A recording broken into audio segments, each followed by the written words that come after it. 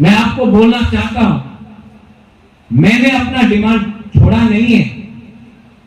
आज कोई बोलता है 1 लास्ट फाइट, जब तक मेरा तिपरासा एक रहेगा ये फाइट खत्म नहीं होगा। जब तक हम लोगों को अपना फाइनल सॉल्यूशन नहीं मिलता है, ये आवाज बंद नहीं होगा। और जब तक बुबागरा को आपका प्यार और आपका सपोर्ट है, बुबागरा को आप चुप नहीं कर सकते हैं। मैं अपना तिपरासा के लिए फाइट करते रहूं। आज यहां में एक ऑफिस बना है, कल हर जोन में ऐसा ही ऑफिस बनेगा, हर सब जोन में ऐसा ही एक ऑफिस बनेगा।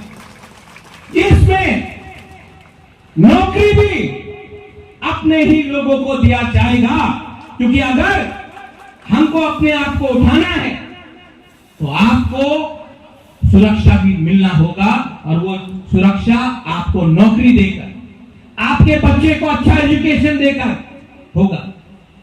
15-20 आदमी को एमएलए एमडीसी बनाने से कुछ नहीं होगा। 15 लाख तिपरासा को अधिकार देना पड़ेगा, और वो फाइट इलेक्शन से नहीं होगा, वो फाइट हमारा एकता से होगा। यहां में माइनॉरिटीज है, मुझे जगदीश बाबू ने बोला, आप लोग को लगता है कि महाराज तिपरासा के बारे में बात करता है, लेकिन महाराजा ने कभी भी आपको अकेला नहीं छोड़ा। हम आपके बारे भी प्यार करते हैं, आपके बारे भी सोचते हैं, और आपको चिंता करने का दरकार नहीं है। जब महाराजा का शासन था त्रिपुरा में, मुसलमान और बंगाली का, मुसलमान बंगाली और तिपरासा का कभी भी दंगा नहीं हुआ।